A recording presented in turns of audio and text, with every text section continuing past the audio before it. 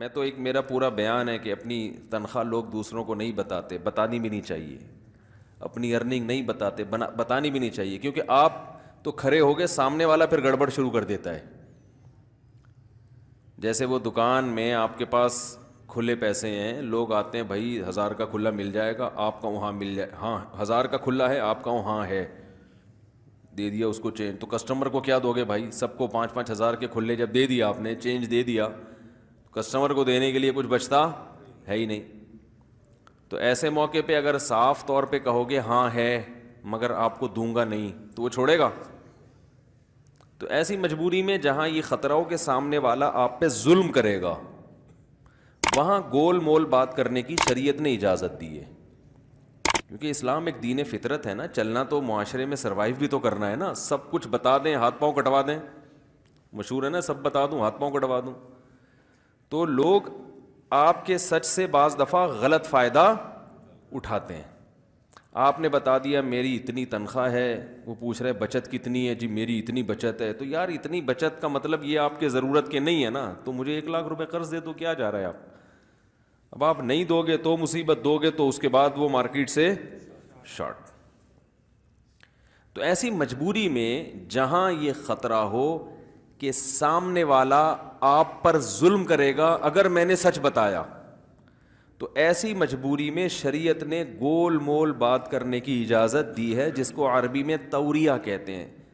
ورا یوری توریتن کا معنی ہے چھپانا. آپ اصل کنڈیشن کو چھپا دے, جھوٹ نہیں بولتے, گھما دیتے ہیں بات کو, ٹہلا دیتے ہیں.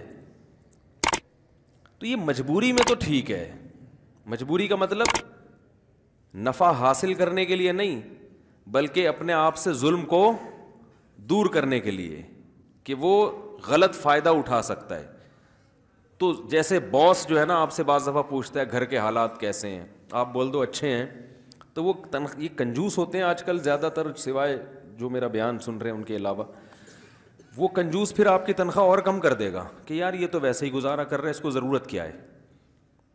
خود اپنے بارے میں کبھی نہیں سوچے گا کہ مجھے ضرورت ہو یا نہ ہو, میں تو ارننگ بڑھانے کی فکر میں لگا رہتا ہوں. جو باس ہے اس کو کون سا ضرورت ہے بھائی, پیسہ کما رہے ٹھیک ٹھاک, لیکن جو غریب ملازم ہوتے ہیں ان کی ضرورتوں کے لحاظ سے ان کو تنخواہ دی جاتی. مسجد میں اماموں کا بھی یہی حال ہے.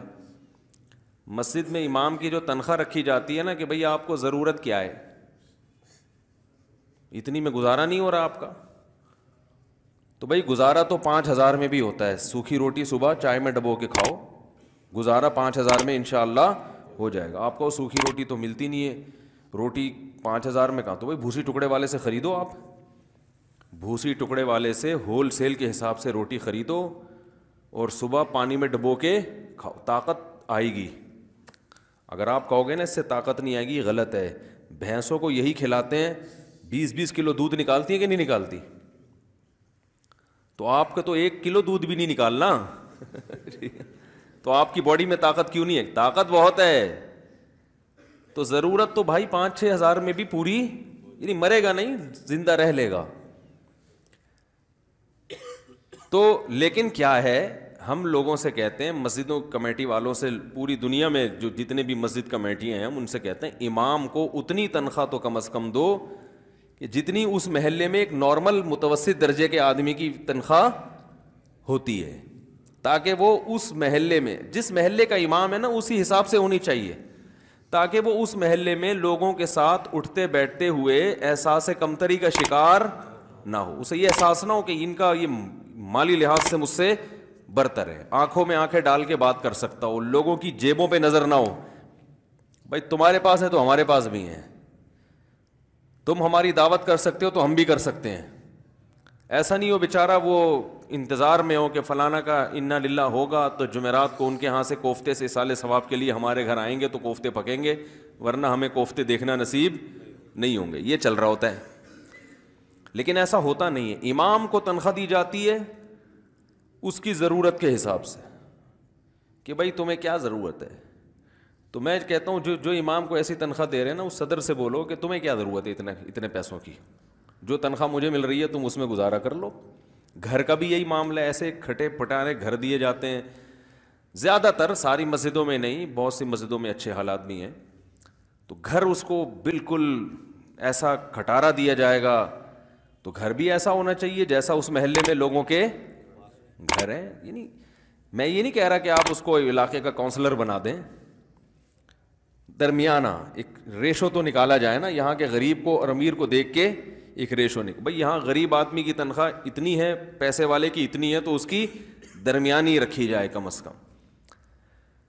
تو ایسے موقع پہ مسجد کا امام سے لوگ پوچھیں گے ضرورت پوری ہو رہی ہے, وہ بیچارہ سچ سچ بتاتا ہے. امام حضرات تو اکثر سخی ہوتے ہیں. یہ مولوی لفظ ایسا ہے نا کہ سخاوت اس کے ساتھ جڑی ہوئی ہے.